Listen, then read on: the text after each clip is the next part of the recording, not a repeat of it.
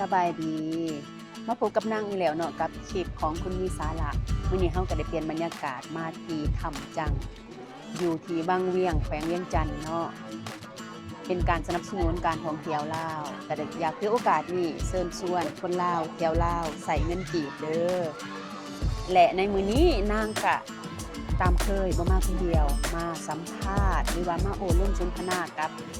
แขกรับเชิญเนาะซึ่งมื้อนี้ก็เป็นเอื้อยผู้หนึงที่นางเคารพเนาะผู้ที่มีความเข้มแข็งแห่งภายในผู้ที่ทำหน้าที่ทางโลกแถมยังเป็นภรรยาที่ดีควบคู่กับการปฏิบัติธรรมและมื้อนี้หัวข้อที่นางอยากสัมภาษณ์ก็คิดว่าเป็นหัวข้อที่หลายๆคนก็น่าจะสนใจเพราะว่าทุกคนหรือว่าเกือบทุกคนจะมีประสบการณ์ในเรื่องของความรักและชีวิตคู่เนาะมื้อนี้จะมาสัมภาษณ์เพิ่นว่าธรรมะกับชีวิตคู่แม่นเป็นแนวใดและธรรมะช่วยรักษาช่วยสร้างชีวิตคู่ให้เป็นชีวิตที่ดีอยู่นำกันแบบมีความสุขที่แท้จริงได้แนวใดเนาะเอาเฮามาฟังกันเลยสบายดีเอ่ยไอสบายดี สบายดีอ่าก่อนอื่นหมดเนาะอยากถามว่าตอนนี้เอ่ยไอทำหน้าที่หยังทางโลกปัจจุบันเนี่ยเนาะโดยเอื้อเองก็ได้ทำหน้าที่ในอาชีพเป็นค้าขายอยู่เนาะซึ่งทำหน้าที่อยู่ห้านขายเพชรขายคำซึ่งเป็นห้านของแม่ทองแก้ว หรือแม่พระผู้ฮู้ที่พวกเอื้อเองเนาะได้เคารพทานเป็นความรู้ความสมานฝากหานเลยก็ได้เด้อเอ่ย อ๋อสำหรับห้านเพชรทองแก้วเนาะอยู่ที่ตลาดเซาชั้น2เนาะ สำหรับท่านใดเนาะสนใจอยากได้เพชรน้ำงามน้ำสูง หรือว่าคำที่ได้คุณภาพก็ขอเชิญไปแวะไปชมไปเลือกเบิ่งก็ได้เด้อโดยถ้าผู้ใดเบิ่งคลิปนี้ก็อย่าลืมไปอุดหนุนเพิ่นเนาะเฮ็ดงามแท้ราคาจับต้องได้นางขอรับประกันเอ้ยอายสร้างครอบครัวมาดนแล้วบ่อ๋อสำหรับเอื้อยเองเนาะได้สร้างครอบครัวมาก็ปีนี้ก็ถือว่าเข้าปีที่11แล้วเนาะอืมถือบ่ตั้งแต่ปี 2014 จนถึงปัจจุบัน ว้าว 2025ถึงบ่11 ปีปลาดนกว่าน้องคิดเนาะก่อนอื่นก็ต้องบอกเลยนะว่าชีวิตที่เราจะผ่านการก่อนที่เราจะมาเป็นคู่ชีวิตกันเนาะก็คือเราต้องได้ล้มกันเนาะได้ล้มกันได้เป็นแฟนกันเอิ้นว่าเป็นแฟนกันก็ได้เนาะ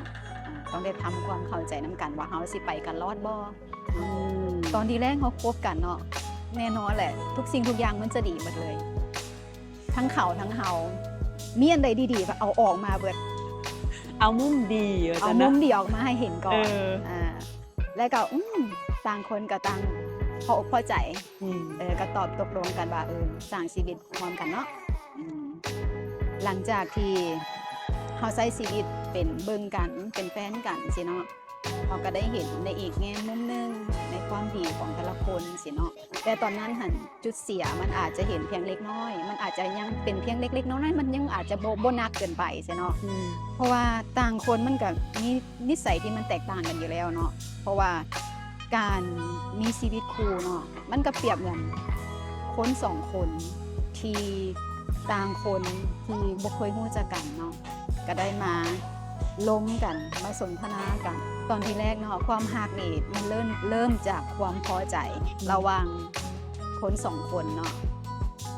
เมื่อเกิดความพอใจแล้วเนาะถ้าก็สิเกิดความฮักเหมือน เมื่อเกิดมีความหักแล้ว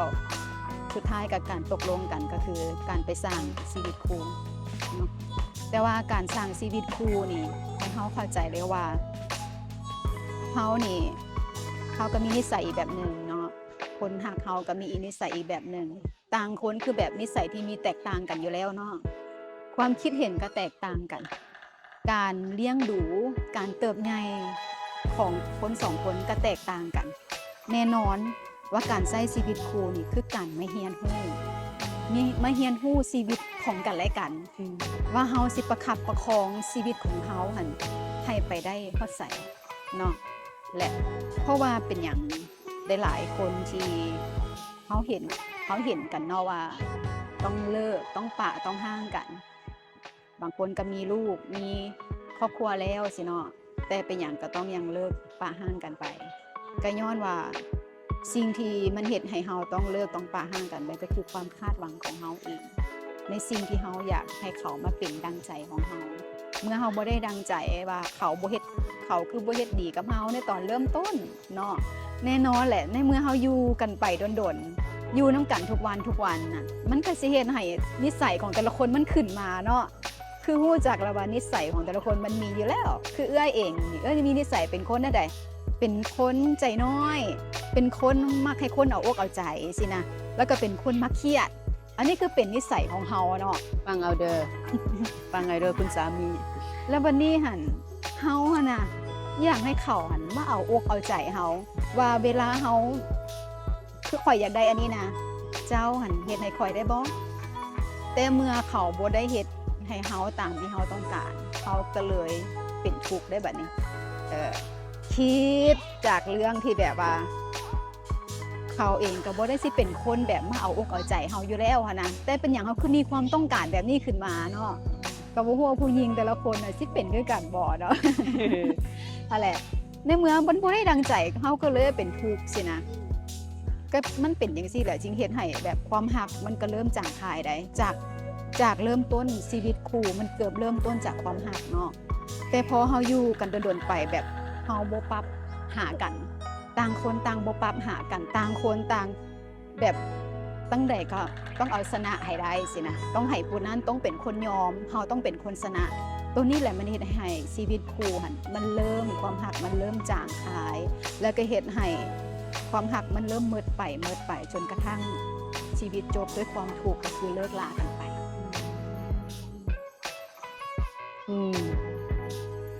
ก็คือว่าเฮาต้องความหมายว่าเวลาเฮามาอยู่นํกันเนาะต่างคนก็ต่างมีมุมมองต่างกันเฮาต้องมาปรับนิสัยของเฮาแล้วเขาก็ต้องปรับนิสัยของเขาแล้วเฮาก็ต้องมาเรียนรู้ชีวิตของเฮาสองคนเฮาบ่ได้มีแต่ชีวิตเฮาเขาก็บ่ได้มีแต่ชีวิตเขาแต่เฮามีชีวิตคู่อีกเอาเอ่ยแล้วบัดนี้น้องอยากถามว่าเฮาสิเฮ็ดจังไดจึงสิได้ชีวิตคู่ที่ยืนยงและมีความสุขไปนํกันโดยน้องเชื่อว่ามันยากแต่ว่ามันเฮ็ดได้หั่นน่ะเลยลองบอกให้ฟังแหน่มีวิธีแนวใด สำหรับการมีชีวิตคู่เนาะอยากให้ชีวิตคู่ยืนยาวซะเนาะอยากให้ชีวิตคู่ดี แล้วก็มีความสุขไปพร้อม แม่ บ่แม่นแค่ แล้วก็มีความ ยืน สุข ยาวโดย แล้วเฮาสิเฮ็ดจังได แม่น เฮาสิเอาอันใดมาเป็นตัวช่วยเฮ็ดให้ชีวิตครอบครัวมีความสุขมีความสงบอยู่ในบ้านในเฮือนเนาะคือเอื้อยเองนี่เอาธรรมะเข้ามาช่วยเด้คือว่าโชคดีได้โชคดีที่ได้เข้าฝึกได้เข้าปฏิบัติธรรมเนาะได้เรียนรู้เรื่องชีวิตเนาะธรรมะคือหยังหลายๆคนก็คือสิฮู้กันเนาะว่าธรรมะนี่คือธรรมชาติธรรมะคือความจริงธรรมะคือความถูกต้องให้เฮามาฮู้ตนเองว่าเฮานี่เป็นธรรมชาติแล้วก็ครอบครัวเฮาเองสามีลูกผัวภรรยาก็เป็นธรรมชาติคือกันธรรมชาติของแต่ละคนบ่คือกันให้เข้าใจเลยเนาะว่าธรรมชาติของแต่ละคนบ่คือกันฉะนั้นการเฮาจะเอาธรรมะมาใช้กับชีวิตคู่คือให้เราเห็นความจริงว่าชีวิตคู่ของเฮาเป็นคนแบบนี้เนาะเพิ่นมีนิสัยแบบนี้เนาะเฮาเองเด้มีนิสัยแบบนี้เนาะเฮาเป็นคนแบบนี้แล้วเฮาสิพัฒนาตัวเองแนวใดสิเปลี่ยนแปลงแก้ไขตัวเองแนวใดแล้วเขาเด้สิเปลี่ยนแปลงปรับปรุงแก้ไขตัวเองแนวใดเพื่อสิให้ชีวิตของเฮาหั่นมันอยู่ไปได้กันไปดนๆแบบนั้นเนาะก็คือเอาธรรมะข้อที่สำคัญก็คือการมีเมตตาต่อกันเนาะเมตตาเห็นอกเห็นใจเว้าดีเว้ามวลต่อกันเพราะว่าแน่นอนชีวิตคู่นะถ้ามันมีคำเว้าแห้งๆใส่กันนะแน่นอนมันก็ต้องเฮ็ดให้ความรักมันเริ่มจางคายและเริ่มหลุดหลงมันก็เกิดความบ่พอใจใส่กันแล้วเนาะมันก็สิสะสมมาแหละคล้ายๆมันสิสะสมเข้าจนกระทั่งแบบชีวิตมีแต่ปัญหามีแต่เรื่องมันก็จนเสียให้เฮาต้องได้จบกันไปถ้าบ่มีความเมตตานี่มันจะยากในการใช้ชีวิตคู่ร่วมกันเนาะแล้วก็การปล่อยวางนี่เป็นเรื่องที่สำคัญเลยเพราะว่าอย่างบางครั้งมันอาจจะบ่ได้ใจในเฮาทุกสิ่งทุกอย่างแม้แต่เฮาเองนะเฮายังเปลี่ยนแปลงอยู่ตลอดเวลาแม่นบ่อารมณ์เฮาก็ยังเปลี่ยนมื้อนึงอารมณ์เฮาเปลี่ยนได้หลายๆแบบ เนาะมีทั้งโศกมีทั้งเศร้ามีทั้งดีใจมีทั้งสุขมีทั้งทุกข์แล้วเขาเด้เขาก็ต้องเปลี่ยนแปลงไปคือกัน แล้วเขาสิให้เขามาเป็นคือแบบเฮาต้องการน่ะมันเป็นไปบ่ได้นี่แหละเฮาจริงมาเห็นว่าเขาก็เป็นธรรมชาติเขาก็เป็นธรรมชาติฉะนั้นเมื่อเวลาเจอปัญหาก็มีอย่างมากระทบกับครอบครัวเนาะเฮาก็ตัวใดเฮาควรปล่อยวางก็ต้องปล่อยวางเป็นสำคัญเฮาจริงจะอยู่กันไปรอดนะ นั่นหัวใจสำคัญก็คือต้องเข้าใจธรรมศาสตร์ของเขาและเข้าใจธรรมศาสตร์ของเขาเองแล้วก็จึงคอยปรับจูนและหลังจากนั้นเขาก็ต้องมีความเห็นอกเห็นใจและเมตตาให้อภัยในขอผิดพลาดเนี่ยแล้วก็อันใดพอปล่อยวางก็ปล่อยวางแม่ก็รู้สึกว่ามันก็เป็นอันเกี่ยวกับโปรเจกต์เบียกใหญ่เลยเนาะเป็นสิ่งที่ต้องได้เรียนรู้แม่เพราะว่าชีวิตครูนะมันเป็นเรื่องใกล้ตัวของเฮาที่สุดเด้มันเป็นเรื่องของเฮาจริงๆที่เฮาแต่ละมื้อแต่ละวันที่เฮาอยู่น้ำกันเฮาอยู่น้ำกันเกือบถ้าแม่นว่าเฮ็ดหน้าที่เนาะหรือว่าเฮ็ดธุรกิจร่วมกันมันก็แน่นอนต้องอยู่เกือบ24ชั่วโมงแม่นบ่บางคนอาจจะแยกกันไปทำหน้าที่ฮอดโมงมาก็กลับบ้านอาจจะอยู่น้ำกันได้แค่ครึ่งมื้อบ่สินะ12ชั่วโมงบ่แต่เฮาก็ใช้ชีวิตอยู่ร่วมกันเกือบทุกวันอยู่แล้วเนาะแน่นอนแหละมันอาจจะมีสิ่งที่มากระทบอาจจะมีเรื่องเข้ามาในการทำหน้าที่บ่ในการเฮ็ดอาชีพในการค้าขายมีหยังมากระทบบ่ได้อกบ่ได้ใจมันก็ต้องมีอารมณ์มาใส่กันจังซี่นะแต่เมื่อเฮาเห็นแบบนั้นแล้วก็เฮาก็ต้องรับฟังที่สำคัญคือเฮาต้องเป็นผู้ฟังว่าเมื่อเวลาเขาเจอปัญหาเฮาสิช่วยแนวใดบางทีหั่นเขาอาจจะบ่ได้ต้องการคำแนะนำของเฮาก็ได้แค่เขาต้องการให้เฮาฟังเขาเพื่อให้เขาได้ระบายมันก็เฮ็ดให้เขาเจ้าแบบไว้เนื้อเชื่อใจเฮาแล้วว่าอย่างน้อยมีคนฟังเขาเนาะโดยอันนี้สำคัญเลยเพราะว่าน้องคิดว่าสำคัญก็คือไม่ก็ต้องได้ร่วมกันค่ะนะร่วมกันต่างฝ่ายต่างร่วมกันแบบว่าขั้นย่ำข่อยเมื่อยค่ะนะสิ่งที่ข่อยต้องการเป็นตัวนี้เด้อจากเจ้าอาจจะอยากอยู่คนเดียวหรือข่อยอยากให้เจ้าฟังหรือข่อยอยากให้เจ้าเฮ็ดอาหารที่ข่อยมักให้ข่อยกินแน่ก็มีน่ะต่างคนก็ต่างแบบมีความต้องการต่างกันหรือว่าอันใดอันหนึ่งที่เขาต้องการแล้วเฮาก็ต้องบอกเขาเป็นการแบบร่วมกันคอมมิวนิเคตนำกันถึงจุดอ่อนจุดเสียหรือว่าจุดที่เฮาอ่อนแอสิ่งที่เฮาต้องการน้องว่ามันดีได้เพราะว่าคนเฮาหั่นรู้สึกเป็นที่ฮักในการกระทำของคู่ครองหรือว่าคนที่เฮาฮักน่ะต่างกันบางคนก็มักของขวัญบางคนก็มักคำเว้าแบบอบอุ่นบางคนแค่อยากให้เจ้ากอดหรือบางคนคือไอ้เว้าข่อยแค่อยากให้เจ้าฟังข่อยส่ำนั้นแหละบ่ต้องมีความเห็นก็ได้แม่นเจ้าบ่ต้องมีความเห็นก็ได้เจ้ามิดมิดฟังข่อยระบายก็ได้ใช่ฉะนั้นแหละคือไอ้เว้าว่าการเปิดใจเฮาต้องเปิดใจถึงมันสิบ่ได้ใจเฮาก็จะต้องเปิดใจและต้องรู้เสมอว่าเขาก็พยายามแหละอันนั้นมันดีที่สุดของเขาแล้วเมตตาต่อกันจังซั่นปานนี้น้องอยากถามว่าในเรื่องว่าใส่ธรรมะเข้ามาช่วยเนาะใส่ธรรมะเข้ามาช่วยอยากถามว่าการปฏิบัติธรรมของน่ะมันปฏิบัติแนวใดในชีวิตประจำวันสำหรับเนาะการเอาธรรมะมาใช้แนวใดกับชีวิตประจำวันเนาะและปฏิบัติแนวใดเนาะก็คือเฮาใช้ชีวิตอยู่ทางนอกเนาะหลายๆคนคิดว่าต้องไปปฏิบัตินั่งต้องเป็นเวลาโดนนานจึงว่าจึงไปปฏิบัติเนาะไปอยู่บ้านอยู่เฮือนนั้นเฮ็ดบ่ได้เพราะว่ามันมีสิ่งรบกวนหลาย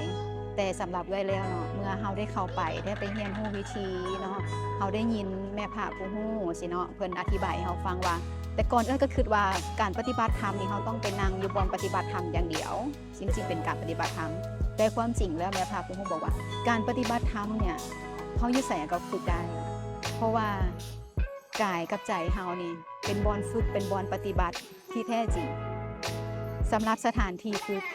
เพิ่นสร้างขึ้นมาคือศูนย์ปฏิบัติธรรมรัฐ38เพื่อให้เฮาไปเรียนรู้เอาวิธีเนาะแล้วการปฏิบัติตัวจริงก็คือการอยู่กับหน้าที่อยู่กับครอบครัวอยู่กับลูกกับผัวเฮาต้องรู้ว่าหน้าที่เฮาต้องเฮ็ดหยังแล้วการทำหน้าที่แต่ละอย่างคือเฮาต้องเอาสติเข้าไปใส่ คือให้มีความระลึกรู้สึกเฮาเว้าไปคำเว้านี่แฮงเกินไปบ่อุ้ยเฮามีสติกลับมาอันนี้เขาเว้าแฮงเกินไปแล้วเฮาต้องคุมหยุดตัวเองบัดนี้ให้หยุดตัวเองแล้วก็เฮาตั้งสติให้เฮาก็เว้าให้มันดีขึ้นว่าสิ่งนี้มันสิให้คนบ่ถูกใจเฮ็ดให้คนบ่พอใจเฮาต้องหยุดต้องห้ามตัวเองได้แบบนี้เนาะหรือว่าการคิดของเฮาก็ดีเนาะเฮาก็อาจจะคิดไปเรื่องอดีตไปเรื่องอนาคตบางครั้งเฮาไปเฮ็ดให้เฮาทุกข์เฮาโศกเฮาเศร้าเมื่อเฮามีสติกลับมาอยู่กับลมหายใจเนาะคือวิธีเฮ็ดได้สิกลับมาอยู่กับตัวเองได้คือหายใจเข้าลึกๆกลับมาคือสูบลมหายใจแบบเต็มๆแล้วก็หายใจออกยาวๆอันนี้เป็นการวิธีดึงตัวเองกลับเข้ามาและอย่างน้อยให้รู้ว่าเฮากำลังเฮ็ดอีหยังอยู่นั่นแหละคือการปฏิบัติในหน้าที่ของเฮา อันนี้น้องเข้าใจเนาะแต่อยากขอให้อธิบายเพิ่มว่าการพอดีของการกลับมาอยู่กับตัวเองการมีสติก็คือ1เฮาเห็นอารมณ์ของตัวเองเฮาก็ตัดคันมันบ่ดีเฮาฮู้แล้วว่ามันเกิดร้อนขึ้นเฮาก็ตัดออกมันก็บ่ได้กระทบจนเกิดมีการผิดเถียงเป็นเรื่องใหญ่โตจนถึงขั้นคิดกันเลิกลากันก็มีคันเว้าเรื่องชีวิตคู่เนาะแล้วก็เป็นการมาว่ามีความจดจ่อในการทำหน้าที่แล้วมีหยังอีกบ่ที่ว่าการมาอยู่กับตนเองการมีสติมันมีข้อดีหยังเติมบ่ที่ในความเข้าใจของสำหรับเองเนาะการที่เฮามีสติกลับมาอยู่กับตัวเองนะมันเฮ็ดให้ใจเฮานิ่งเฮ็ดให้ใจเฮาสงบมันบ่ได้เกิดไปอิจฉาผู้นั้นอิจฉาผู้นี้หรือคิดว่าอยากได้อยากมีจนเกินตัวเองแต่สิเห็นตัวเองในสิ่งที่เฮามีและแบบพอใจในสิ่งที่ตนเองมีเนาะว่าเฮาเข้าใจว่าเฮาสติปัญญาเฮาได้ส่ำนี้เฮาก็พอใจส่ำนี้เฮาจะบ่ทะเยอทะยานจนเกินตัวเองจนเฮ็ดให้ตัวเองเป็นทุกข์เฮาจะเข้าใจว่าเฮามีส่ำนี้เนาะเฮาก็ต้องพอใจในส่ำนี้เพราะว่าธรรมะมันเฮ็ดให้เฮารู้ว่าชีวิตนี่เฮาต้องพอเพียงแบบใดเฮาต้องอยู่แบบใดเฮาต้องเป็นแบบใดบัดนี้หนูอยากถามว่าคือหลายคนเนาะจะเข้าใจว่าการปฏิบัติธรรมนี่เป็นเรื่องที่บ่สอดคล้องกับชีวิตปัจจุบันบ่สอดคล้องโดยบางคนคิดจังซั่นได้แต่ว่าบ่สอดคล้องกับชีวิตปัจจุบันแบบบางคนเข้าใจว่าการปฏิบัติธรรมนี่ต้องละทุกสิ่งละทุกอย่างละหน้าที่จังซี่นะคิดว่าคิดจังได๋กับคำเว้าตัวนี้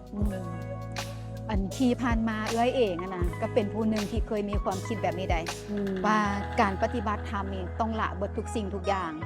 แต่พอเฮาได้เข้ามาฝึกมาปฏิบัติด้วยตนเองมันบ่แม่นแบบนั้น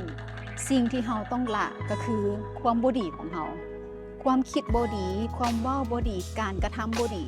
ในทางฝ่ายที่มันบ่ดีตัวนี้นี่นะสำคัญคือเฮาต้องละบ่แม่นว่าไปปฏิบัติธรรมต้องละเบิดบ่ให้เฮ็ดหยังบ่ให้หาหยังมันบ่แม่นแบบนั้นเนาะว่าการมีครอบครัวเป็นกิเลสหลายคนคิดว่าการมีคู่ครองมีผัวเมียเป็นกิเลสอันนี้ที่ผ่านมาก็เข้าใจมันเป็นกิเลสแต่เป็นความเข้าใจที่บ่ถูกต้องเนาะจนได้มาศึกษาธรรมะอย่างท่องแท้เนาะโดยได้ยินจากแม่ค่ะผู้รู้แม่ค่ะเมตตาอธิบายให้เฮาฟังการมีคู่ครองบ่ได้เอิ้นว่ากิเลสคือหยังเฮาเข้าใจแล้วบ่กิเลสคือสิ่งที่เฮ็ดให้จิตใจเฮามันเศร้าหมองความอยากหลายกายเกิน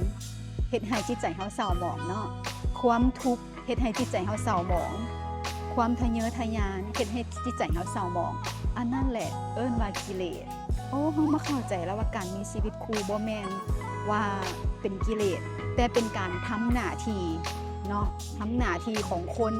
ที่ได้เกิดมาในโลกนี้เนาะผู้หญิงผู้ชายแน่นอนมันเป็นธรรมชาติที่ธรรมชาติเขาจัดสรรมาให้มันบอกจริงมีผัวมีเมียมีลูกแพร่ต่อกันออกไปนะเป็นแบบนั้นเนาะก็ตอบเปิดระบอกเลยตรงแท้ตรงว่าเป็นคำตอบที่พอใจกำลังคิดว่ามันมีหลายคำถามอยู่ในหัวว่าอยากถามตัวใดดี อันนี้หนูแบบเห็นดีแบบหลายคนบอกว่าอยากใส่ชีวิตให้มีความสุขข่อยเฮ็ดหาข่อยอยากมีเงินหลายๆย้อนข่อยอยากสบายคันสบายคันได้ไปเที่ยวข่อยรู้สึกว่าข่อยสิมีความสุขมันก็มีความสุขมันเป็นความตื่นเต้นมันเป็นความสุขแค่ณเวลานั้นซื่อๆแต่มันบ่ยืนยาวแล้วมันบ่ยืนยงค คันว่าใจเฮายังเศร้าหมองอยู่ ใจเฮายังเป็นทุกข์อยู่ ใจเฮายังอยากเกินไปทะเยอทะยานเกินไปยังอิจฉายังบ่พอถึงเฮาสิมีหลายส่ำใดหั่นน่ะเฮาก็ยังทุกข์แล้วมันบ่ได้เอิ้นว่าชีวิตมีความสุขเนาะบัดนี้มันก็บ่ได้หมายความว่าเฮาสิพอในการทำหน้าที่เฮาทำหน้าที่ของเฮานั่นแหละแต่ใจเฮาให้มันมีความสุขตลอดมีความสุขแบบปล่อยวางมีความสุขแบบเย็นเนาะแล้วน้องอยากถามเอื้อยอ้ายว่านอกจากสติอะเนาะมาช่วยตัดบ่แม่นแต่มาช่วยตัดสติที่เอื้อยบอกว่าประโยชน์ของสติก็คือการปฏิบัติธรรมเอาไหมบอกว่าการปฏิบัติธรรมมันแม่นว่าเป็นการมาละความบ่ดีของเฮาแม่นโดยนอกจากละความบ่ดีแล้วแม่นหยังอีกนอกจากละความบ่ดีเฮาเป็นการสร้างความดีแม่นสร้างแนวใดมีหยังแหน่ที่เฮาสมควรสร้างเพื่อบ่แม่นหยังเพื่อประโยชน์แก่เฮาเองเพราะว่าโลกนี้ธรรมศาสตร์นี้เอิ้นว่ามีกฎของเฮ็ดสิ่งใดต้องได้สิ่งนั้นโดยแล้วในความรู้ของเอื้อยอ้ายการปฏิบัติธรรมนอกจากว่าละสิ่งที่บ่ดีแล้วสร้างความดีแม่นดีแนวใดสำหรับเรื่องการปฏิบัติธรรมเนาะตอนที่แรกก็คือเฮาเข้ามานี่มาปฏิบัติธรรมนี่ก็เพื่อมาฝึกเพื่อละเอาสิ่งที่บ่ดีออกก่อนเนาะเพราะว่าชีวิตของแต่ละคนเนาะต้องผ่านพาต้องได้เจออุปสรรคต้องได้เจอเรื่องเจอปัญหาถ้าแม่นทางพุทธศาสนาเว้าเนาะถ้าเฮามีทุกข์หลายก็เอิ้นว่ากรรมเนาะนั่นแหละแล้วเฮาก็มาฝึกเพื่อหยังฝึกเพื่อมาล้างบาปล้างกรรม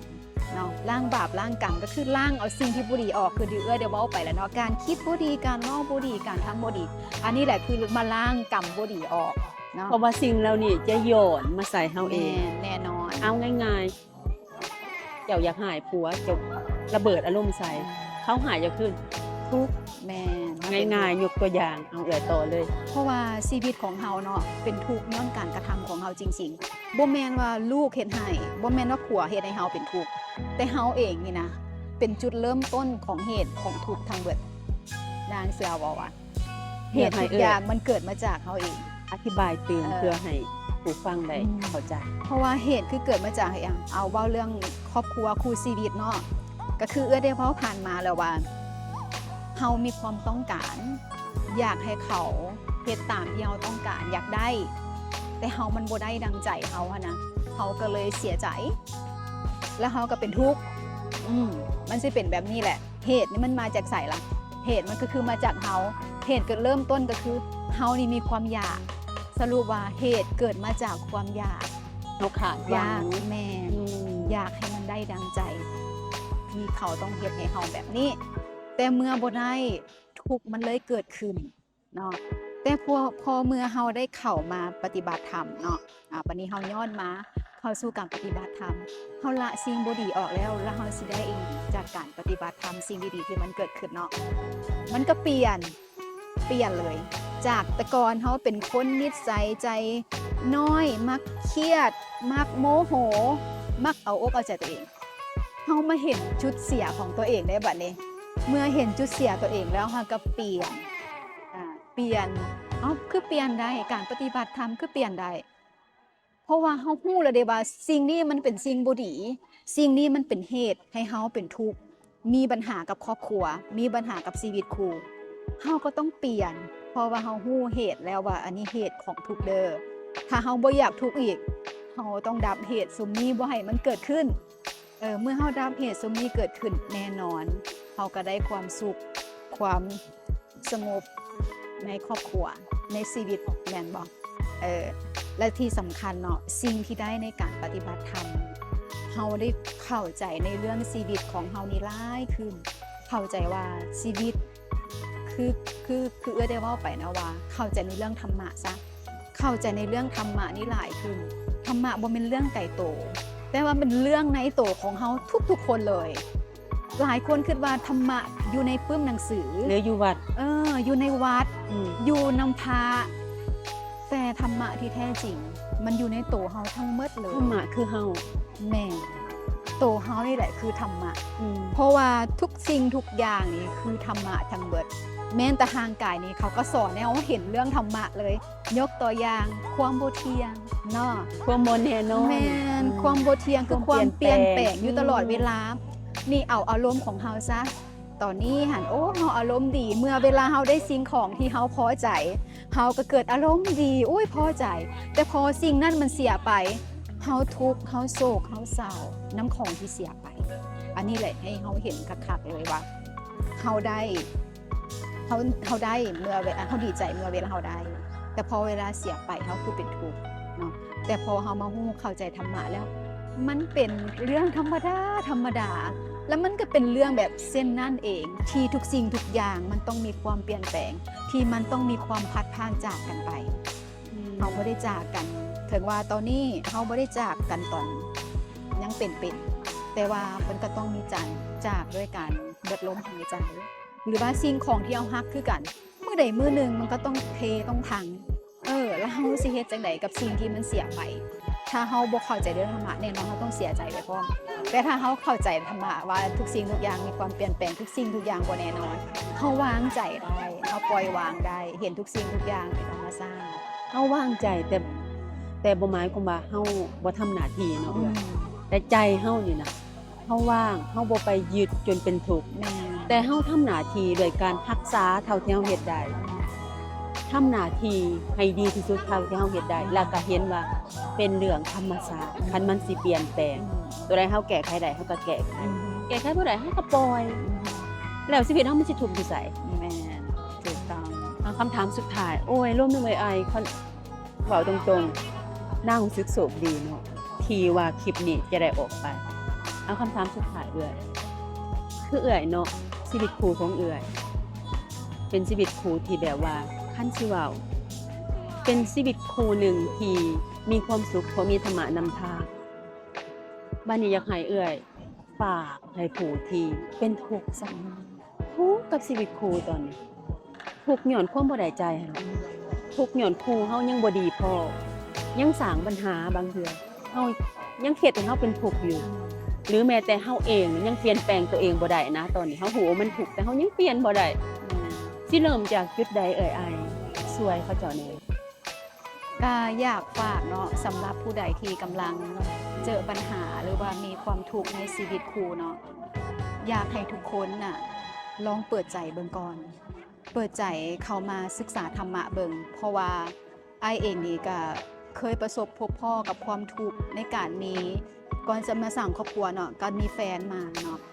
มีคู่รักผ่านมาแต่เฮาแบบได้ประสบกับทุกข์ที่มันหนักหนาสาหัส ตอนนั้นคือชีวิตคือต้องซ่องหาบอนสงบ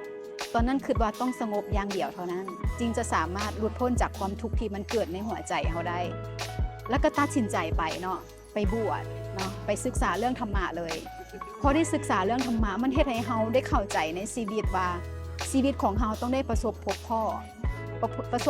กับใดก็คือกรรมของเฮานั่นเองเนาะในทางพุทธศาสนานี่สอนเรื่องความจริง แล้วก็สอนเรื่องเหตุเรื่องผลทั้งหมดทั้งสิ้นบ่ได้สอนเรื่องงมงวยงมงายแต่สอนเรื่องเหตุเรื่องผลว่าเหตุมันเกิดมาจากไสแม่นบ่ว่าเหตุเกิดมาจากพระเจ้าทำให้เฮาแต่ความจริงแล้วพุทธศาสนาสอนให้เฮาเห็นว่าเหตุมันเกิดมาจากเฮาเองและสิ่งที่เฮาประสบพบพ่อเด้เป็นอย่างเฮาต้องได้ประสบพบพ่อกับคนหักแบบนี้เฮ็ดให้เฮาเสียใจเฮ็ดให้เฮาเป็นทุกข์แน่นอนคือผลกรรมหรือผลการกระทำที่เฮาได้เคยสร้างมาเขาก็ต้องมาทวงหนี้เอาเนาะมันก็เปรียบคือกับเฮามีหนี้เนาะเมื่อเฮามีหนี้และเจ้าหนี้เห็นเฮาเนาะว่าเฮามีเงินแหละคอยต้องไปถามทวงหนี้กับนำเจ้าทวงเงินกับนำเจ้าอันนี้ก็บ่ต่างอย่างเรื่องกันมีคู่ครองเนาะเป็นอย่างคู่ครองของเฮาหั่นคือผู้ดีคือคนอื่นแน่เนาะเมื่อเฮาเห็นคู่ครองคนอื่นนั่นมีชีวิตดีมีความสุขคือเขาอกเข้าใจกันแต่เป็นอย่างคู่ครองของเฮาเด้คือบ่เป็นคือคนอื่นแน่ให้เข้าใจว่าและสิ่งที่สำคัญเนาะคือเองเนาะได้จากคำสอนที่ได้ยินได้ฟังหรือว่าแม่พาผู้รู้สอนเนาะว่าชีวิตครูเนาะถ้า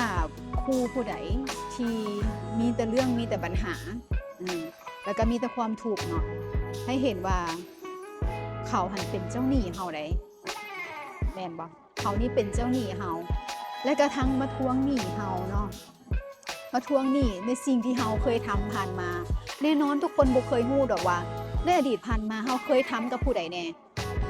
ในทางพุทธศาสนาเนาะเพิ่นก็บอกว่าสรรพสัตว์ทั้งหลายมีการเวียนว่ายตายเกิดแม่นบ่แล้วทุกคนน่ะเวียนว่ายตายเกิดมาหลายภพหลายชาติแล้วเฮาก็เองก็บ่ฮู้เองก็บ่ได้ฮู้ว่าเกิดมาจากภพจากชาติแล้วเองก็บ่ได้ฮู้ว่าสิ่งที่เคยเฮ็ดผ่านมาหั่นเคยไปทำให้คนอื่นเสียใจเคยไปทำให้คนอื่นทุกข์ถึงขนาดใดเรื่องอดีตเฮาบ่เคยรู้จักเนาะแต่เป็นหยังปัจจุบันเฮามาพบมาพ้อกับครูครองที่บ่ได้อกบ่ได้ใจครูครองที่ให้เฮาทุกข์อกทุกข์ใจทุกข์ทั้งกายทุกข์ทั้งใจแม่พระผู้งูเพิ่นได้ซี่บอกให้เฮาเห็นว่าอันนี้แหละคือกรรมของเฮาอันนี้แหละคือผู้ที่เป็นเจ้าหนี้เขามาทวงหนี้และก็เป็นผู้ที่มาให้บารมีเฮ็ดให้เฮาต้องได้ใช้ความอดความทนความเข้มแข็งในการต่อสู้เนาะว่าเฮาสิผ่านพาไปได้บ่ในเมื่อที่เฮาได้พบพ่อกับชีวิตคู่แบบนี้เนาะแล้วหลายคนก็สิว่า